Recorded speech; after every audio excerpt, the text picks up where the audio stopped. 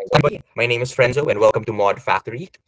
All right, so this video will serve as your onboarding guide para makita nyo and familiarize kayo with how to use our different tools and resources. No?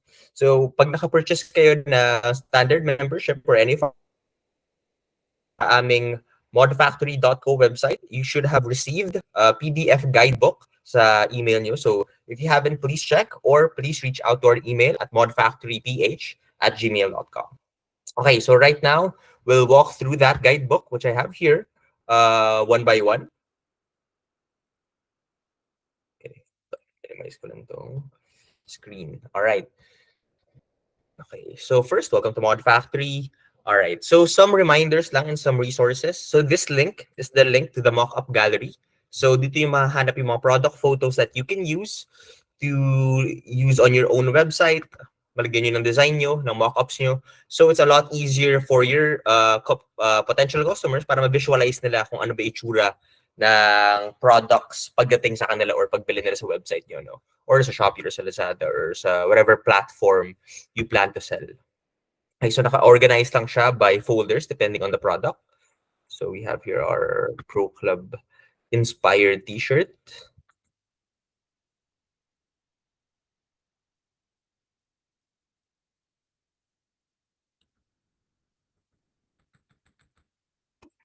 Okay, so antayin na natin ulit.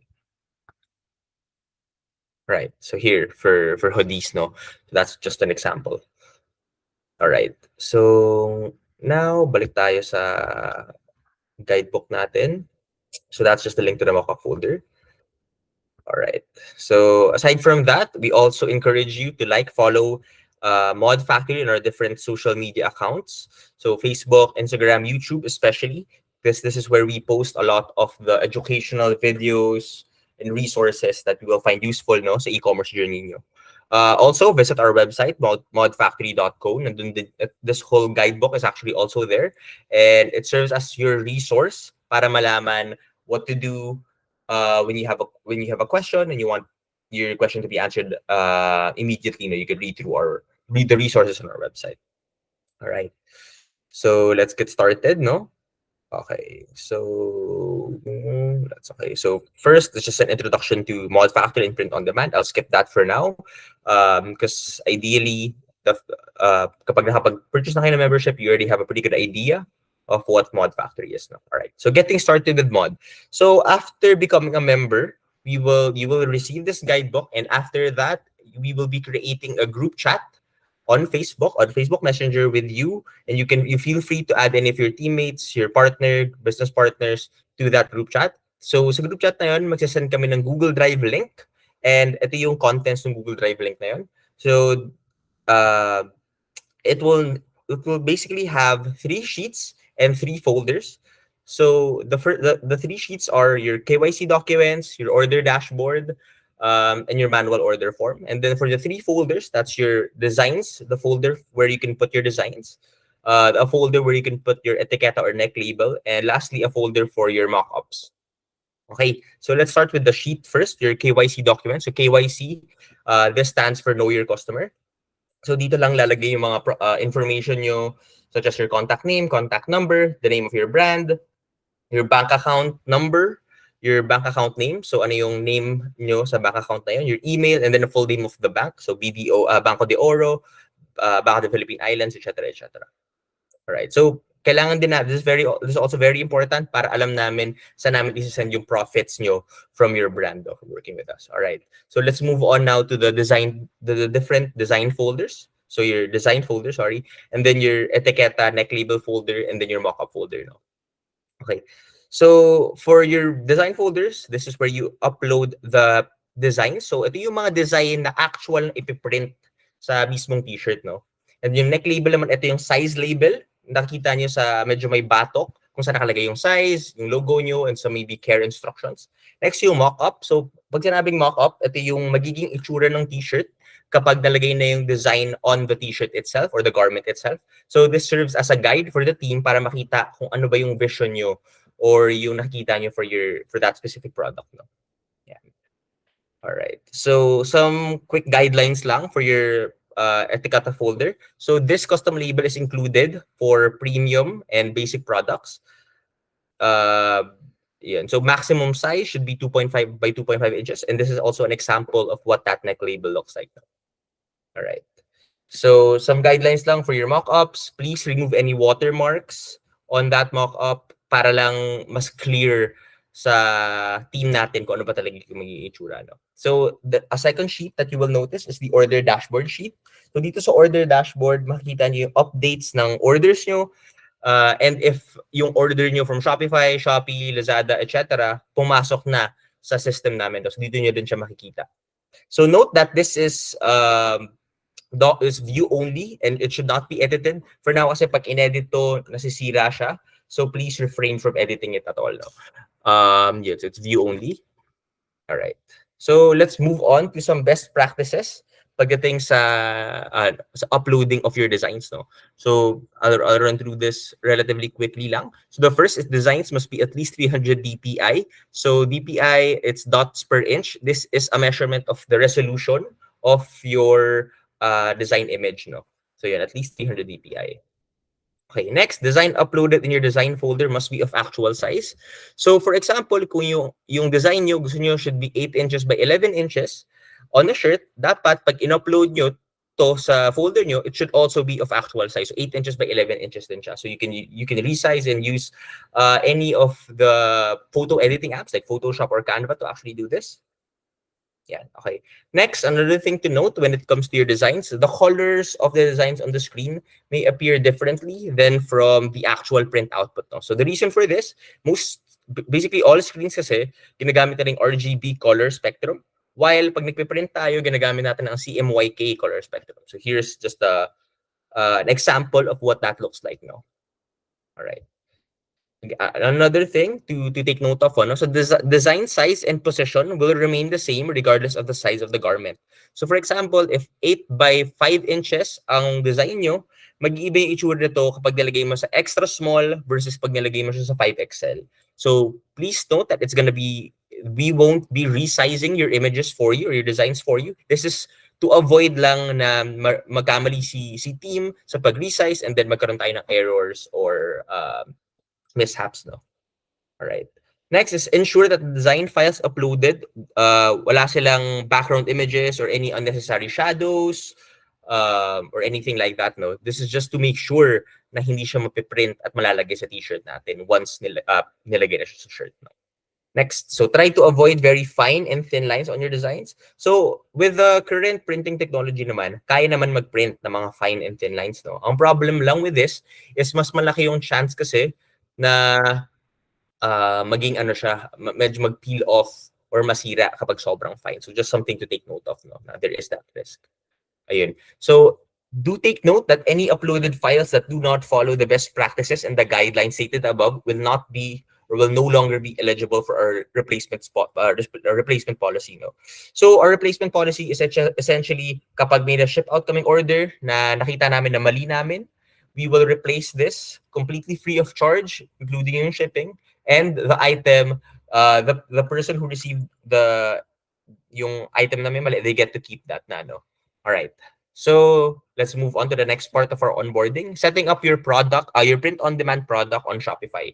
So ang importante dito is yung pag-set up ng correct variant SKUs. No? So the variant SKUs, ito yung ginagamit ng team to identify which specific product from our catalog yung dapat gamitin. No? So basically, to do that, go to your Shopify admin.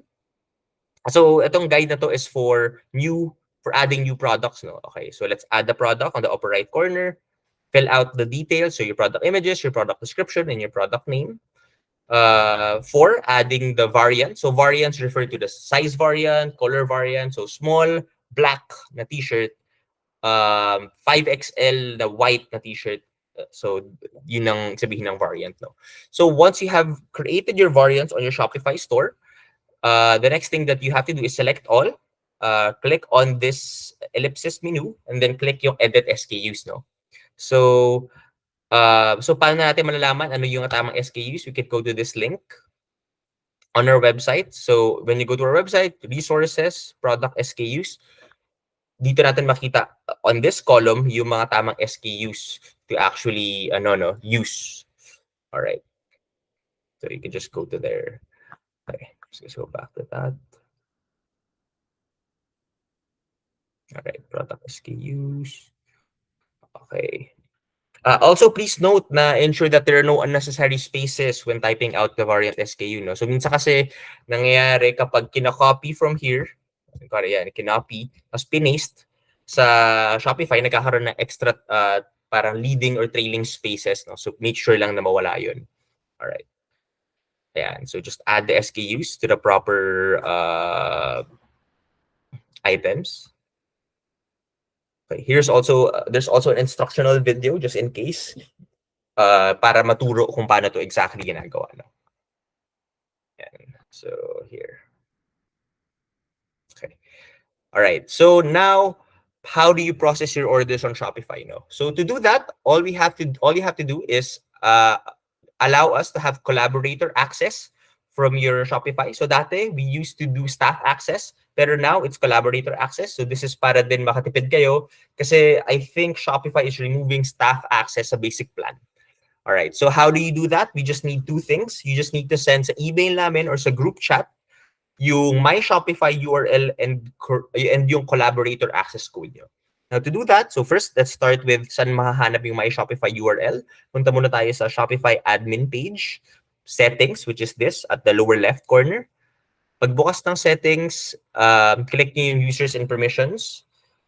Click yung only people with a collaborator request code can send a collaborator request. Once kinlik nyo to, magpa-pop out na yung collaborator request nyo, which you can copy. Yan. So, after pag nakuha nyo na at na-note down nyo na yung collaborator request code nyo, the next thing that you have to find is your My Shopify URL. So, to find that, though, again, sa settings, punta kayo sa domains. And then, pag-click nyo sa domains nyo, makikita nyo yung domain with the My Shopify and the URL. So just send those two things, email or sa group chat. And then after that, we will be sending an email to request for access for your Shopify account. No? Yun. So, bakit importante to? So this allows us to, para ma-process natin yung mga orders automatically. No? So, download namin yung tinatawag na order management system on your Shopify. And once that's downloaded, it will automatically pull your order sa system namin. No? So how do you know if an order from your Shopify has been processed by our system? Makikita nyo to sa order dashboard, which can be seen on your Google Drive folder. So that's the order dashboard Google Sheet. No? All right. Now let's move on to Shopee. So for Shopee, medyo iba ang sistema natin. Hindi pa siya fully automated. So what happens is you have to export your orders once a day, and then once it's exported, you send that CSV file together with the airway bills to our email at modfactoryph@gmail.com. All right. So let's start first with how do you set up some guidelines for setting up your product on Shopee. So first, the product name on your Shopify store in Shopee must be exactly the same. This is para lang masigurado natin na yung designs na ginagamit is correct. No? So, medyo difficult lang to for now kasi yung Shopee medyo mahaba yung product name requirement niya. No? Pero naman, we are planning to change this moving forward with the design SKU. So, konting tiis lang tayo on that aspect. So, number 2, products on Shopee must be set to pre-order. So, this is to ensure that Mod is given ample time to print, produce, and process your orders. No? So, pre-order days must be at least 5 days. So, our service level agreement is ship out namin ng products within 3 to 5 working days. No? All right. So, again, you should also fill out the correct SKUs for your product on your Shopify account. All right. So how do you set up your products as pre-order? Just go to your Shopee Seller Center. Click mo yung My Products. It should be here, this one. Edit the product so that you want to set as pre-order, or basically all your products to be set as pre-order. I'm sorry, medyo naputo lang pala sa guidebook, no? So, pero essentially, pag nakita nyo na sa ano nyo, sa what do you call this? So Shopify product page, nasa pinaka-bottom siya, and then you just have to click pre-order and then type 5 days. No? All right. So next, how do you process your orders on Shopee? So all you have to do is go back to your Shopee Seller Center, go to your My Orders tab, and then from there, click to ship, to process, and then all. Yeah, so these three things. Once there, you can export. Click the export sa upper right corner, and then select nyo kung anong dates nag-fall under yung products na yun. Okay, so once exported, save that exported file. You can name the file to the date that you exported as para lang mas mabilis siyang hanapin. So after that, you can arrange the shipment for drop-off. So yun, as much as possible, arrange natin siya for drop-off para mas madali for the team to be able to hand it over to Shopee's courier partners. No? Okay. So once the orders have been arranged for drop-off, please send the airway bill as a PDF file together with the Excel file that you saved previously to our email at modfactoryph@gmail.com. So please only send it sa email natin and hindi sa group chat kasi lahat ng orders from these platforms are processed through our email. No? Okay, next is for TikTok Shop. So medyo same lang naman tayo for TikTok Shop pagdating sa product settings. Ang only difference lang is wala pang pre-order setup for TikTok. No? So magkakaroon pa lang to pero hindi pa siya launched yet. All right. So the process then for processing orders sa TikTok is very similar. Nag-iiba lang siya kung paano siya i-export. So go to your TikTok Seller Center, your orders page. After that, view mo lahat ng orders to be processed. Export as an Excel file. Once it's exported, so filtered orders, Excel file. Save the exported Excel file. After that, you arrange the products for shipment. Select mo yung drop-off option. And then, yung, ano, print the airway bills as a PDF and then send that to modfactoryph@gmail.com. Okay. So for Lazada, again, very similar din. SKUs must be filled out. Wala ding pre-order option for Lazada, similar to TikTok, no? So processing of orders sa Lazada, go to Lazada Seller Center, your orders tab. Once there, click nyo lang yung to ship and then to pack. And then you can click yung export all. Please save the exported file. After that, arrange shipment for drop-off. And then print the airway bill as a PDF and then send that together with the Excel file to modfactoryph@gmail.com. No? So for other sales channels, dito papasok yung manual orders natin. So kung sabihin na may friend ka sa'yo, ayaw niyang bilhin through Shopify, through Shopee, Lazada, or TikTok Shop, gusto niya talaga dumaan sa'yo na directly, you can get their shipping and product information and then you can fill out our manual order form. So it's an Excel file located in your Google Drive folder kung saan pwede yung ilagay yung mga details and then i-send din sa email namin. So there's instructions on the Excel file on how to fill this out. Ayun. Okay, and then send this to modfactoryph@gmail.com. Okay. Yeah, so when sending new orders, please make sure to delete the previously encoded ones. So meron tayong new update to this process, but it's still in beta mode. We have a new manual order form, which looks like this. So let me give you guys a preview of what it looks like now. So right now, you can actually use this, pero just be aware that there could be bugs or unexpected errors since this manual order form is still on beta mode. No? So all you have to do is input your customer's name, your design name, quantity of the order, phone number, complete address, province, city, total order value. This refers to how much the person should pay. Yun. And whether babayad ba sila via cash delivery, GCash, bank transfer, any other option. So please note yung total order value.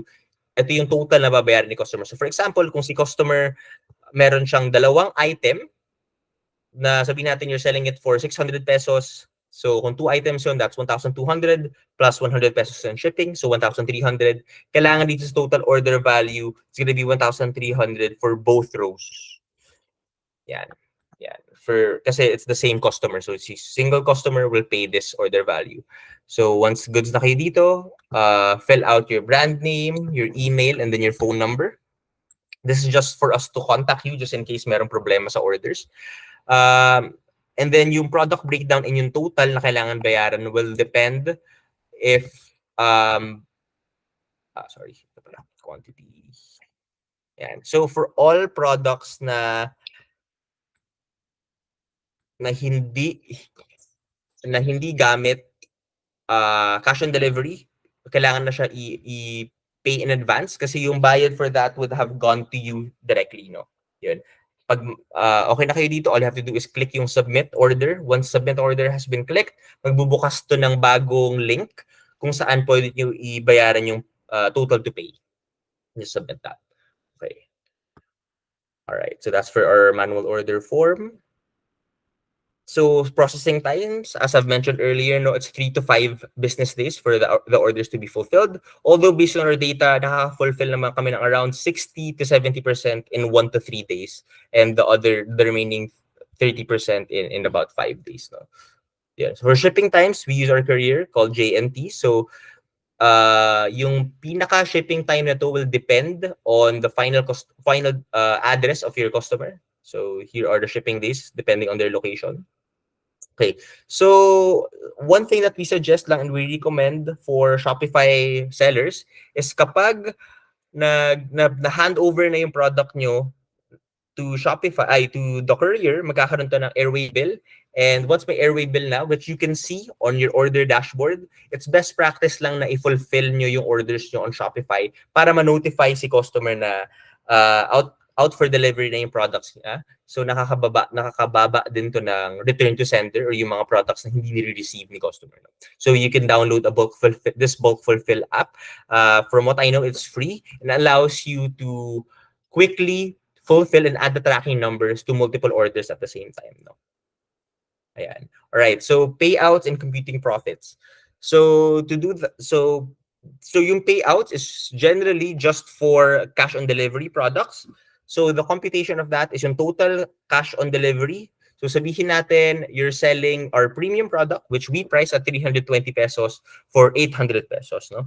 So sa 800 pesos na yun, meron kang 100 pesos na shipping, so 900 na. So, ang total COD payments to be collected by the courier is 900 pesos minus yung 100 na shipping fee. So, 800 na lang minus COD fee charged by the courier, which is 2.75%, and a VAT charged by the courier, which is also 12%. So, around 35 pesos to, I think, pag 900. So it's 900 minus 100 for the shipping, minus 35 for the COD fee and the VAT. So ang lalabas na ang lalabas yan, so 900 minus 100. So 900 minus 100 minus 35 for the fees, 765 minus the 320 product price ni Mod. So 445 ang magiging final payout niyo dyan, which is yun yung deposit sa account niyo. Sorry, actually, ang COD fee pala, kaka-check ko lang sa calculator, around 27 pesos lang pala. Alright, so return to sender or customer complaints. So return to sender, ito yung mga products na shinip out namin, pero for one reason or another, hindi to ni-receive ni customer. Hindi dahil may error or may problema, pero dahil lang hindi talaga, baka wala siya sa bahay or something like that. No? So for these, you have the option naman for us to reship it. So ngayon, meron na tayo, instead of 150 for every reshipment, it's just gonna be 30 pesos for every reshipment. No? Option 2 is pwede nyo naman ipastore sa warehouse, pero magkaka-charge lang tayo for storing it. It's about 1,000 pesos per month for every 100 RTS packages. No? So for customer complaints, sabihin natin may error sa prints, sa size na nabigay. So yung sizing errors, this refers to kapag ang in-order ni customer is extra small, pero ang nakuha niya is medium. So yun, i-replace namin yun, completely free of charge. Pero kung ang in-order ni customer at extra small, pero nakita niya na, ay, maliit pala sa kanya, and gusto niya medium, those are the types na we do not cover. Ayun. So if ever nagkaroon ng ganitong case na meron kaming error sa pag-shipment, all you have to do is send them this Google form para ma-fill out nila yung details na kailangan nila. No? Alright. For us to process the replacement. So, lalabas din yung replacements na yun sa order dashboard nyo. So, frequently asked questions. So, what brands of shirts are used? So, we use a wide range of cut and sew t-shirts.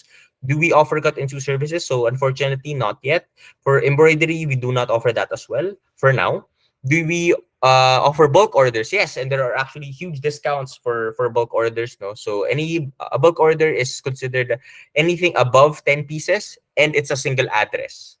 So hindi just be aware na hindi siya automatically applied. You have to let us know kapag magbo-bulk order kayo. So do we offer woven labels, hang tags, and other embellishments? So for woven labels, we do not offer that yet. For hang tags and embellishments such as custom packaging and stickers, we are starting to roll that out. So if you're interested, please message us sa group chat nyo na gusto nyo mag-avail of this service. No? So ayun. So that's pretty much it. Thank you so much for staying through this presentation. Hopefully, you were able to learn kung paano ba gamitin ang Mod Factory and the different resources that we have to offer. No? All right. Thank you.